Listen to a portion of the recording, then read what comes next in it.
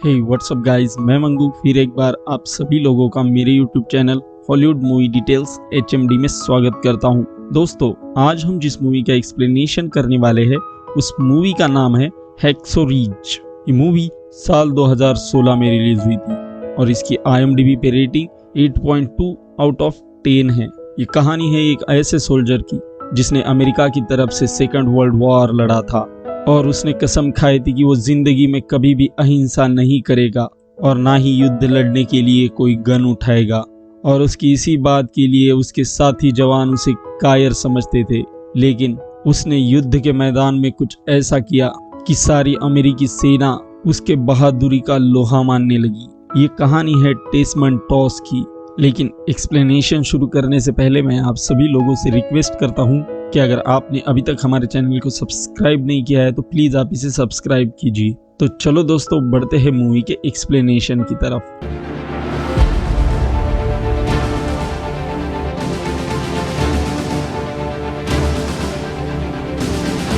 Movie की शुरुआत होती है और हम देखते हैं सेकेंड वर्ल्ड वॉर को, जहां अमेरिका और जापानी सैनिक आमने सामने थे और बहुत ही भीषण युद्ध लड़ा जा रहा था। अब इस युद्ध में एक सोल्जर को स्ट्रेचर पर ले जाया जा रहा था और उसके बाकी साथी उससे कहने लगे थे कि डेसमंड टॉस, तुम्हें घबराने की कोई भी जरूरत नहीं है, हम तुम्हें बचा लेंगे।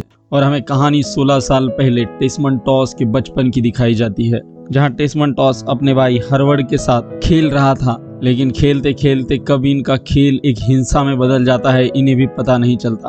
अब उसका पिताजी टॉम वहां पर आता है, लेकिन वो उन दोनों को भी नहीं रोकता और डेसमंड अपने भाई हार्वर्ड के सर में एक पत्थर मारता है, जिससे उसका भाई वहीं पर बेहोश होता है। ये देखकर उसके पिताजी उस पर बहुत गुस्सा होते हैं और डेसमंड को भी अपने किए पर बहुत पछतावा था। फिर वो गॉड के पास जाकर वहां पर प्रेयर करने लगता है और वो वहीं पर बाइबल की एक लाइन पढ़ता है जिसमें लिखा गया था कि अहिंसा कितनी खतरनाक हो सकती है, और वो वही कसम खाता है कि वो जीवन में कभी भी अहिंसा नहीं करेगा। दिन ऐसे ही बीतते हैं और धीरे धीरे डेसमंड बड़ा हो जाता है। वो हर शनिवार को चर्च में जाता था और वहां पर प्रभु की भक्ति करता था। एक दिन डेसमंड ऐसे ही चर्च में सफाई कर रहा था, तभी बाहर किसी का एक्सीडेंट हो जाता है। जब उस जगह पर पहुंचता है तो सारे लोग वहां पर देख रहे थे। तभी डेसमंड आगे आता है और उस आदमी को बचाने लगता है। वो उसे हॉस्पिटल में लेके जाता है। तभी हॉस्पिटल में उसे डोरोथी नाम की एक नर्स दिखाई देती है, जो कि दिखने में बहुत सुंदर होती है और उसे देखते ही डेसमंड को उससे प्यार हो जाता है। वो उसके पास जाता है। तभी डोरोथी उससे पूछती है, क्या तुम ब्लड देने के लिए आए हो? डेसमंड का ब्लड देने का कोई इरादा नहीं था, लेकिन उससे नजदीकियां बढ़ाने के लिए वो उसे हाँ कह देता है। तो डोरोथी उसका ब्लड ले लेती है। अगले दिन डेसमंड फिर उसे मिलने के लिए जाता है और वहां पर डेसमंड उसे अपने साथ पिक्चर दिखाने के लिए ले जाता है। अब धीरे धीरे इनमें नजदीकियां भी बहुत ज्यादा बढ़ जाती है। एक दिन डेसमंड टेबल पर खाना खा रहा था, तभी उसका भाई हार्वर्ड सेना के कपड़े पहन कर आता है और ये दोनों भी अपने पिताजी से कहते हैं कि हमने डिसाइड किया है कि हम सेना में जाएंगे। लेकिन उनके पिताजी उन्हें मना कर रहे थे, क्योंकि टॉम ने पहला विश्व युद्ध लड़ा था और उसे पता था कि युद्ध में क्या हो सकता है। टॉम के सामने ही उसके सारे साथी मारे गए थे और तब से टॉम सदमे में था और वो अक्सर दारू पीता था, इसलिए वो अपने बच्चों को भी वहां पर जाने के लिए मना करता है। अब सेना में जाने की बात वो डोरोथी से भी कहता है, जहां डोरोथी उसे जाने के लिए मना करती है, लेकिन वो डोरोथी को कन्विंस करता है और आखिर में डोरोथी भी उसकी बात मान लेती है। लेकिन सेना में जाने से पहले डेसमंड के पिताजी उसे लेकर एक कब्रिस्तान आते हैं और वहां पर सारी कब्रें दिखाकर कहते हैं कि ये सारे मेरे दोस्त हैं जो कि मेरे साथ सेना में थे, लेकिन लड़ाई के दौरान इनकी मौत हो गई और यही वो वजह थी कि उसके पिताजी उसे सेना में नहीं जाने दे रहे थे। लेकिन डेसमंड उन्हें कहता है कि मैं पूरी जिंदगी कभी भी बंदूक नहीं उठाऊंगा, मैं हमेशा अहिंसा के मार्ग पर चलता रहूंगा। अब वो दिन भी आ जाता है जब डेसमंड को ट्रेनिंग के लिए जाना था। जाते समय डोरोथी उसे एक बाइबल देती है जिसमें डोरोथी का एक छोटा फोटो भी होता है। डेसमंड अब उस कैंप में आता है तो उसकी सारे लोगों के साथ अच्छी दोस्ती हो जाती है। डेसमंड यहाँ पर सबसे मिलजुल के रहता है और अगले दिन से उसकी ट्रेनिंग भी स्टार्ट होती है। डेसमंड बड़े ही इंटरेस्ट के साथ अपनी ट्रेनिंग पूरी कर रहा था। वो हर इवेंट में अपने आप को सबसे आगे रखने की कोशिश करता है और उसके इस परफॉर्मेंस से उसके सारे इंस्ट्रक्टर उससे खुश थे। तभी एक दिन इनकी राइफल की क्लास होती है और सारे सोल्जर राइफल उठाते हैं, लेकिन डेसमंड राइफल उठाने से इनकार कर देता है। तो उसका सार्जन उसे बंदूक उठाने के लिए मजबूर करता है, लेकिन फिर भी डेसमंड उसे मना कर देता है। अब सार्जन उसे अपने सीनियर के पास लाता है। तो उनका सीनियर टेसमेंट से कहता है कि तुम्हें राइफल उठानी ही होगी। तो टेसमेंट इन्हें कहता है कि मैंने आर्मी में भर्ती होने से पहले ही ये बात क्लियर कर दी थी कि पूरे सर्विस के दौरान मैं कभी भी राइफल नहीं उठाऊंगा। अब सीनियर उसे यहाँ पर यह भी धमकी देता है कि मैं तुम्हें डिस्चार्ज दूंगा, लेकिन फिर भी टेसमेंट उन्हें मना करता है। वो कहता है कि मैं किसी भी हालत में राइफल को छूऊंगा भी नहीं। अब टेसमेंट ये इसलिए भी कह रहा था क्योंकि उसका डॉक्टर का ट्रेड था और वो उनसे कहता है कि डॉक्टर के ट्रेड में राइफल उठाने की क्या जरूरत। अब टेसमेंट अगले दिन जब क्लास अटेंड करता है तो वहाँ पर सार्जन उसकी बहुत बेइज्जती करते हैं। वो बाकी सोल्जरों से कहते हैं कि टेसमेंट एक बहुत बड़ा कायर है और युद्ध के मैदान में तुम इसके भरोसे बिल्कुल भी मत रहना, क्योंकि ये राइफल उठाकर तुम्हारी मदद नहीं कर सकता। लेकिन टेसमेंट पर उनकी इस बातों का कोई भी असर नहीं होता, क्योंकि उसका एम क्लियर था कि जीवन में उसे कभी भी हथियार नहीं उठाना है। पर टेसमेंट की इन बातों की वजह से अब उसे बाकी सोल्जर भी टॉर्चर करने लगते हैं। वो टेसमेंट को अक्सर मारा करते थे, लेकिन टेसमेंट उन्हें कुछ भी नहीं कहता था। टेसमेंट को अब कर्नल के सामने खड़ा किया जाता है तो कर्नल उसे कहता है कि तुम्हें हथियार उठाना होगा, लेकिन टेसमेंट वहां पर भी इनकार कर देता है।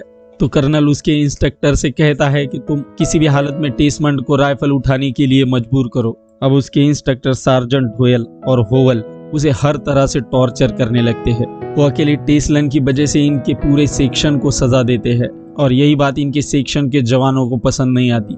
रात को जब टेसमेंट सो रहा था तो बाकी साथी उस पर हमला कर देते हैं। अब टेसमेंट की ये हालत देखकर सार्जेंट डोयल को भी उसकी दया आ जाती है। वो उससे पूछते हैं कि तुम पर अटैक किसने किया, लेकिन टेसमेंट यहाँ पर किसी का भी नाम नहीं बताता। वो कहता है कि मैं दौड़ते समय गिर गया।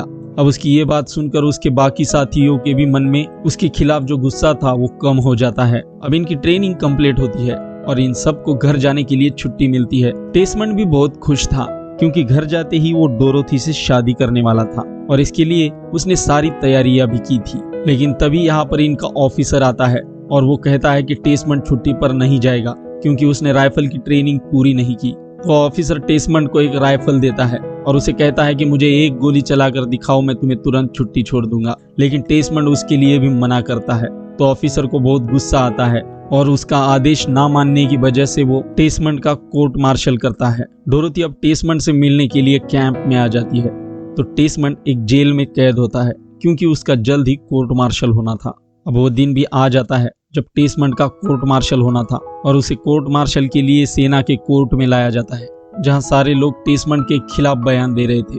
टेसमेंट अपने बारे में खुद ही बताने लगता है। टेसमेंट उनसे कहता है कि अगर मुझे देश की सेवा नहीं करनी थी तो मैं घर पर ही कोई जॉब ढूंढ लेता, लेकिन मैं सोचता हूँ कि देश को अभी भी मेरी बहुत जरूरत है। लेकिन उस ऑफिसर को उसके बातों में कोई भी दम नहीं लगता। वो अब अपना फैसला सुनाने ही वाला था। इतने में टेस के पिताजी टॉम वहां पर आ जाते हैं। टॉम यहाँ पर फर्स्ट वर्ल्ड वॉर की वर्दी पहन कर आया था। उसे देखकर वो ऑफिसर कहता है कि ये एक महान युद्ध की निशानी है। टॉम अब उस ऑफिसर को एक लिफाफा देता है जिसमें सेना में भर्ती होने वाले डॉक्टर के बारे में एक एक्ट लिखा था। उसे पढ़कर वो ऑफिसर अपना फैसला सुना देता है कि टेसमेंट बिना हथियारों के भी युद्ध में शामिल हो सकता है। अब वो ऑफिसर भी अपनी केस वापस लेता है जिसने टेसमेंट पर कोर्ट मार्शल लगाया था। टेसमेंट बहुत खुश होता है और टेसमेंट को छुट्टी भी मिल जाती है।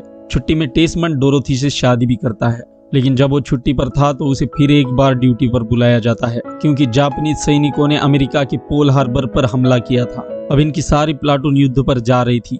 तभी युद्ध लड़कर कुछ सैनिक वापस आ रहे थे तो ये देखते हैं कि उन ट्रकों में बहुत सारे सैनिकों की लाशें हैं और साथ ही में जो सैनिक जिंदा है उनकी हालत बहुत खराब है। अब ऐसा नजारा देखकर इनके प्लाटून के ज्यादातर सिपाही डर जाते हैं क्योंकि ये बहुत भयानक नजारा था। ये सभी अब उस जगह पर आ जाते हैं जहां जापानी सैनिकों ने इनके इलाके पर कब्जा किया था। लेकिन युद्ध के मैदान पर जाने के लिए इन्हें एक पहाड़ी चढ़नी थी। वो सभी उस पहाड़ी को चढ़कर ऊपर आ जाते हैं और देखते हैं कि सब तरफ धुआं होता है। इन्हें सामने का कुछ भी नजर नहीं आ रहा था। ये सभी धीरे धीरे आगे बढ़ने लगते हैं और आगे बढ़ते ही इन्हें युद्ध का वो भयानक मंजर दिखाई देता है जिसके बारे में इन्होंने कभी भी नहीं सोचा था।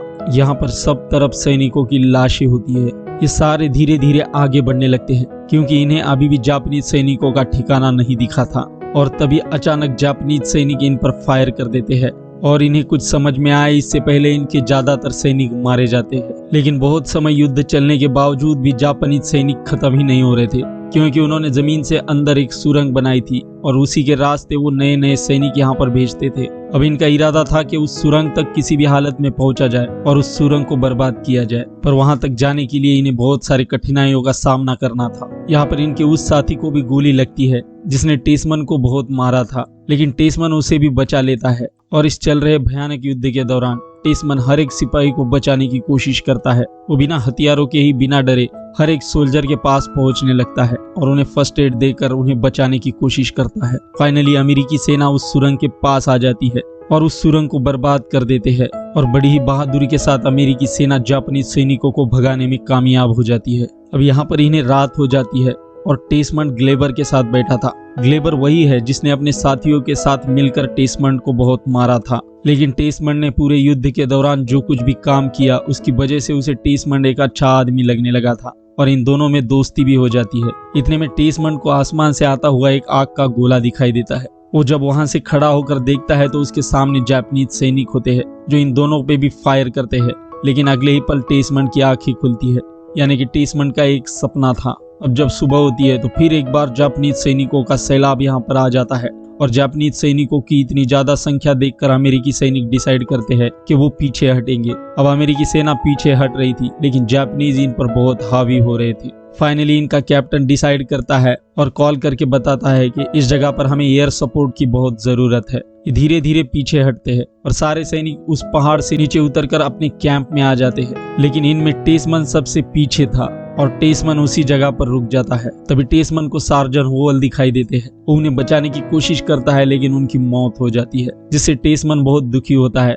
अब इस जगह पर अमेरिका ने भारी मात्रा में एयर स्ट्राइक की थी, जिसकी वजह से हर तरफ बॉम्ब गिरने लगे थे, लेकिन टेस्मन डिसाइड करता है कि वो कैंप में वापस नहीं लौटेगा। वो अपने बचे हुए घायल सैनिकों को वापस कैंप में ले जाएगा और वापस युद्ध के मैदान की तरफ भागने लगता है।